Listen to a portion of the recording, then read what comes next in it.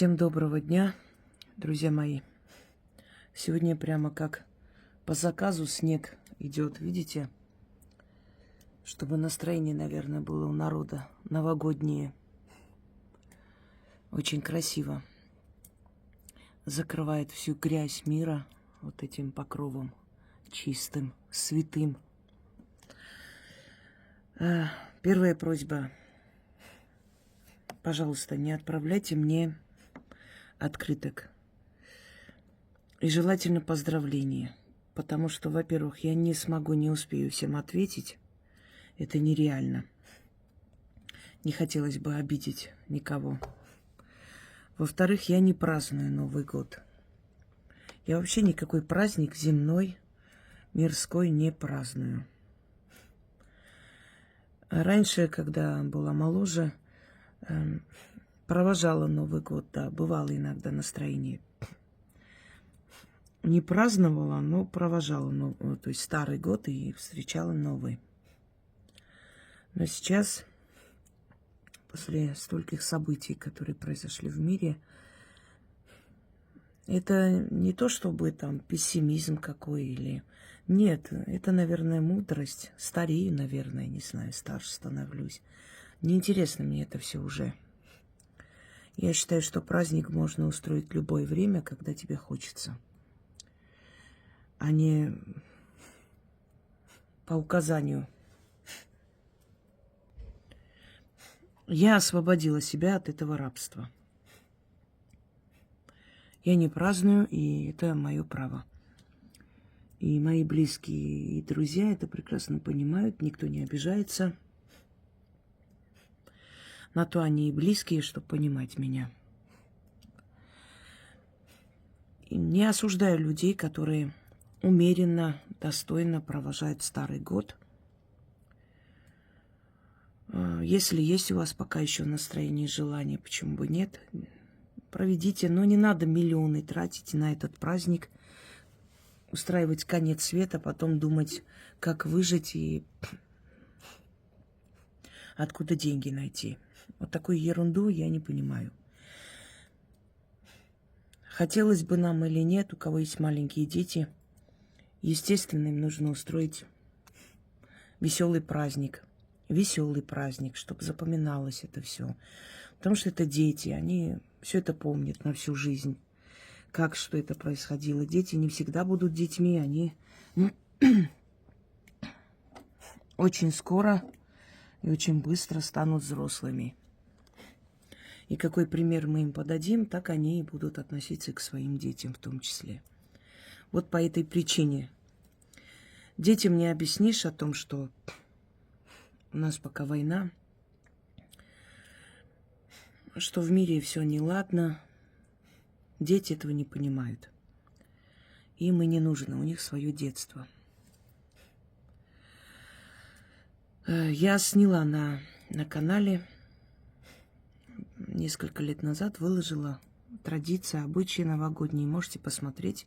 Если интересно, до петровских времен, что было, после, как. Потому что в основном традиции, обряды это после петровских времен пришло. Что касается меня, вы знаете, я с некоторых пор вообще ничего не прошу на Новый год. Никакие желания не загадываю. Я уповаю на богов, я знаю, что им лучше знать, что мне нужно в этой жизни. Я всегда говорю, судите меня по милости своей и дайте то, что посчитаете нужным. Не то, что заслужила, а что посчитаете нужным сами. По милости, потому что мы люди несовершенные, мы иногда нарушаем законы мироздания, желая того или не осознавая. Если боги будут по справедливости нам давать, то будет много наказаний. Поэтому не говорите слова, вот что я заслужила, пусть то и получаю. Нет. Что вы считаете для меня,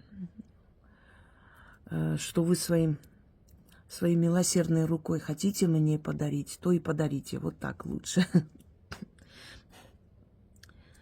Призвать деньги на праздник или в праздничный день, не помню, как назвала. Посмотрите, проведите. Соль, хлеб. И весь ваш год, но ваше удивление будет денежным. Не шикарные столы определяют, а правильно используйте энергию этого года. Еще я не праздную, потому что у нас нет еще культуры праздников, у нас нет понятия праздников, у нас есть понятие нажраться до полусмерти, насколько это возможно, и это очень неприятно, к большому сожалению. Потом это самые травматичные дни. Больше всего преступлений, больше всего драк совершаются именно в эти дни. Так что, для кого-то, может, праздник, но я ничего в этом не вижу. Я с большим опасением отношусь к Новому году и очень жду быстрого его окончания. Потому что у меня очень много связанных с Новым годом неприятных воспоминаний. Я не люблю этот праздник. Вот так получилось, ничего не поделаешь. Поэтому, конечно, я желаю вам в следующем году благоразумия, покровительства богов, потому что без их помощи и благословения человек никто и ничего не достигнет. Вечная память тем ребятам, которые отдали свою жизнь за нас. Огромная благодарность тем, которые сейчас в холод и в эти погодные условия стоят на передовой, и не только. Спасибо всем, кто помогает государству обеспечить наших воинов всем необходимым, всем достойным людям. В этом мире быть достойным человеком очень непросто. Судьба у порядочных людей очень тяжелая, потому что мир сам по себе несовершенен и непорядочен. Но нужно быть, потому что жизнь — это мгновение, а перед нами вечность. И там каждый из нас ответит за свою душу, за свои деяния. У меня не может быть праздничного настроения, потому что часть моей родины отдана на поругание, отдана моими же соотечественниками. Мне очень стыдно и больно об этом говорить, но это правда. Мне стыдно, что я, будучи представителем древнего народа, вижу, куда докатился этот древний народ и что творит. Мне больно, что тысячелетние памятники будут уничтожены, как это было в Канзаке, в Нахичеване, в Западной Армении. Перед моими глазами зарезанные люди, их крики, их вой от боли. Какой может быть мне праздник? Я не могу. Это все пробегает перед глазами, ужасное чувство вины, стыда, что я ничего не смогла сделать, как бы я ни старалась. Но я сделала более, чем могла, и больше, чем кто-либо мог предположить, что можно сделать. Но если народ сам по себе готов предаваться и готов идти еще раз избирать предателя, то сколько хочешь открывай им глаза. Им просто невыгодна правда, и вообще-то они знают правду лучше, чем я. Но им не хочется. Всем дали денег, люди продались. Не знаю, когда-нибудь они пожалеют об этом. И, как говорил Тарас Бульба, и ударят они тогда по своей голове горемычной за то, что натворили со своей родиной. Не знаю, ударят ли или нет, что-то надежды маловато. У людей без совести и моральных критерий навряд ли когда-нибудь наступит прозрение. Потом у нас началось, вот это все началось. Ребята погибли, погибают, отдают свои жизни лучшие, чтобы защитить нас с вами. Обездоленные города, вдовы, многие из наших молодых и не только не встретят этот год. Ну какая тут радость? Нет у меня настроения и радости никакой, если честно. Уж извиняюсь, если я внушаю вам пессимизм. Но это не так. Я сильный человек и всегда говорю, мы должны бороться. И во все времена народы вот так вот боролись за свое существование на этой земле. Это не только сейчас. Но зная, что год и очень тяжелый год, и спасибо, что он был, конечно, он многое собой унесет. С одной стороны, это был урок на выживание. Но глядя на эти сиротские глаза детей, у которых папа не вернется, мне как-то, ну, знаете, мало радости праздновать что-либо. Но единственное, что меня утешает, успокаивает, это мое правильное отношение к смерти. Я понимаю, что смерти нет, и они существуют, они есть, они живут в других измерениях, и когда-нибудь мы их увидим. И я знаю, что их души смотрят на нас и видят нас. И как говорил Роберт Рождественский, помните, какой ценой завоевано счастье, помните. Не только пустые тосты за ребят, за вот вечная память, а действиями. Действиями нужно доказывать, что вы помните, что вы благодарны им, понимаете? Сказать благодарность, спасибо, это вообще ни о чем. Ну, как можно одной спасибо оценить то, что человек свою единственную жизнь отдал за нас? Ну, это очень невозможно это оценить. Но, по крайней мере, надеемся, что вот эта наша энергия благодарности, она дойдет до них. Я предлагаю всем, ну, если кто-то не будет дома находиться на Новый год, зажгите свечи, дайте энергию нашим воинам. Венец памяти подарим им. Это важнее всяких пьянок, всяких там этих корпоративов и прочее.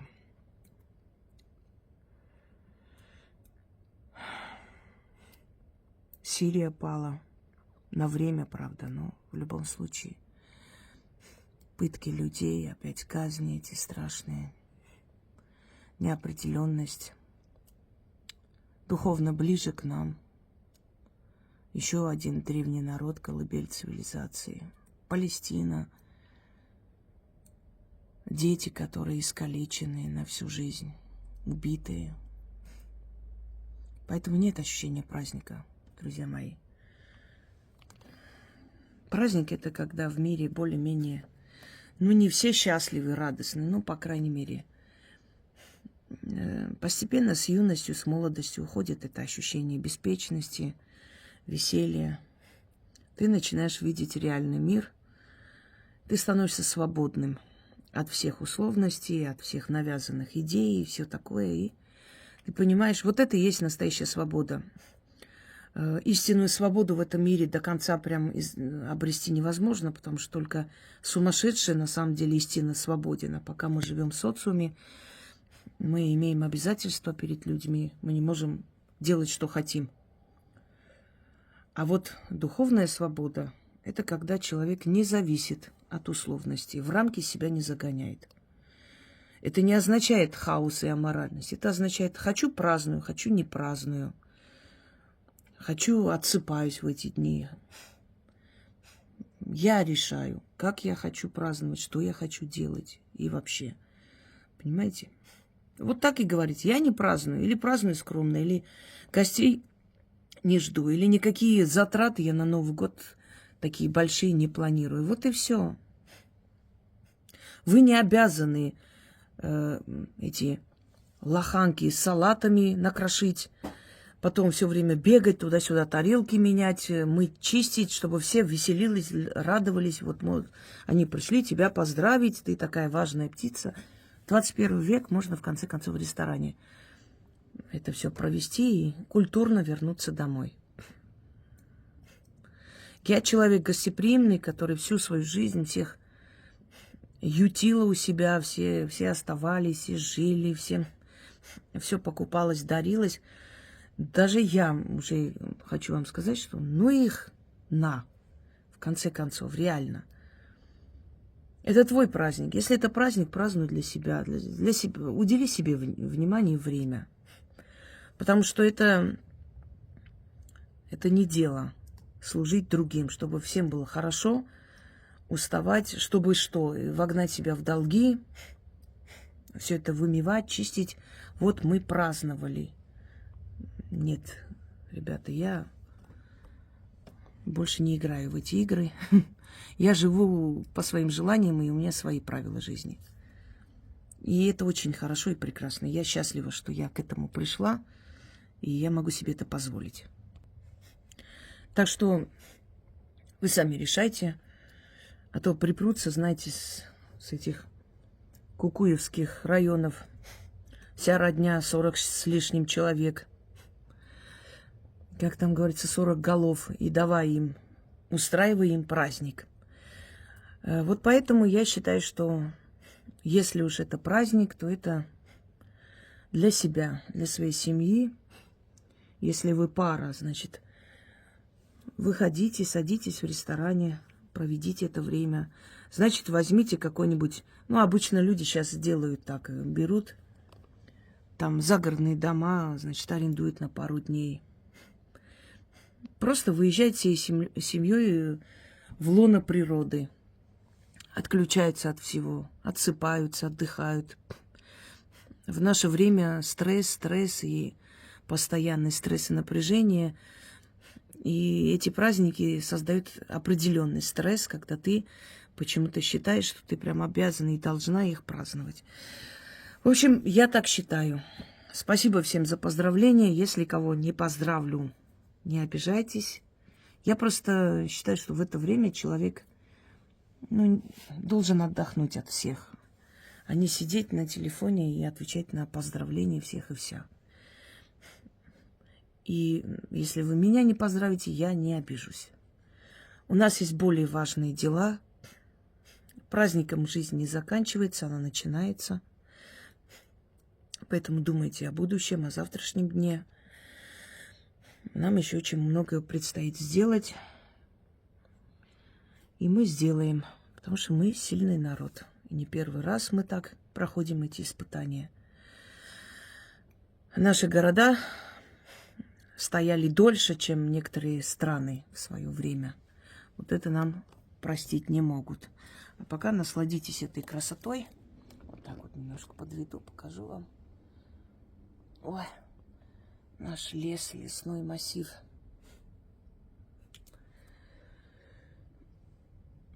Все, друзья мои, запасаемся силой воли, терпением, разумом. Встречаем новый 2025 год. Даже страшно произносить. Мы 2000 год, миллениум, да? Миллениум, тут и неправильно, миллениум. Ждали как конец света. Тысячи пророчеств, конец света. Мы не могли поверить, что можно дождаться 2000 года. Вот, представляете, а теперь уже 25-й год. В средние века, там в 13-11 веке, представьте, чтобы человек вообще предполагал, что когда-нибудь люди будут праздновать 2025 год. Для них это было просто невероятная, далекая перспектива. Придет время, и мы с вами тоже уйдем.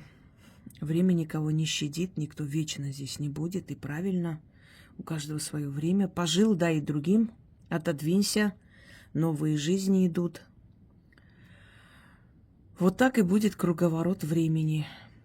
Может быть, лет через 20 включите это видео и скажете: ничего себе, 25-й год, обалдеть. Вот так вот. Представляете, я загрузила уже ночью предсказаний, до сих пор грузится. Это, конечно, кошмар. Но надо просто все время следить. Перезагружать телефон, потом смотреть, опять включать, выключать. Так быстрее загружается. А так поставишь на загрузку и хрена с два. Ну, ничего страшного, успеем еще. Все успеем. Желаю нам всем разума и покровительства богов. Это самое главное в жизни. Все остальное сами создадим. Разум, потому что разумный человек только способен принести пользу цивилизации. Разумный. Неважно, он добрый, строгий. Даже если он злой и разумный, он свою злобу разумно расходует, по крайней мере.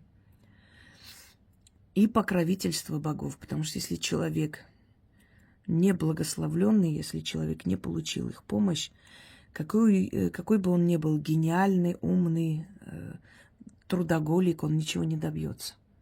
Поэтому самое главное – это покровительство богов. Хотелось бы вам пожелать мира, но, увы, врать нечего тут, мира не будет. Но пусть будет мир в наших душах. По крайней мере, это первый шаг к миру. Да, следующий год. Приближает нас к этому миру. Всем удачи!